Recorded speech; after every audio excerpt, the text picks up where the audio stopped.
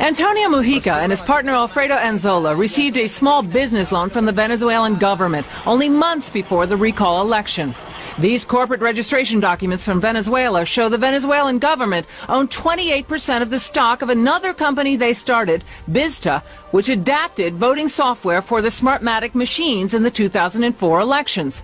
The same document shows a Chavez government minister, Omar Montillo, was on the board of directors. The Chavez government gave Bizta, Smartmatic, and another company a $91 million contract to run voting machines for the 2004 election.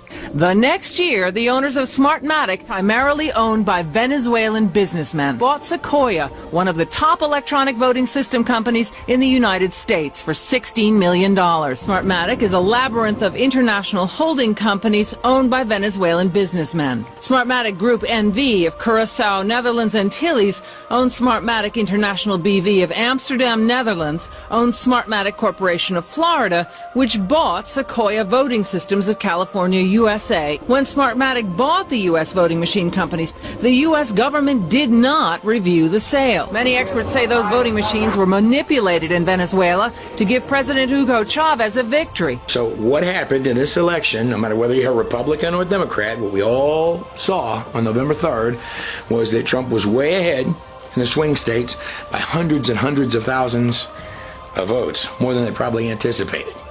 Then everything got shut down, and then in the morning, Joe Biden had popped up ahead. Well, gee, George. Exit polls done by the U.S. firm Penn, Schoen and Berland had Chavez losing 41% to 59%.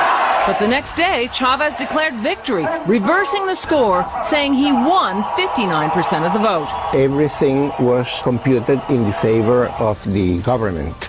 So the only explanation is that the Smartmatic machines had been programmed in that way. A Harvard mathematician crunched the numbers on the Venezuelan election. It had to be the Smartmatic system. All these machines talk to a central computer and report on their results.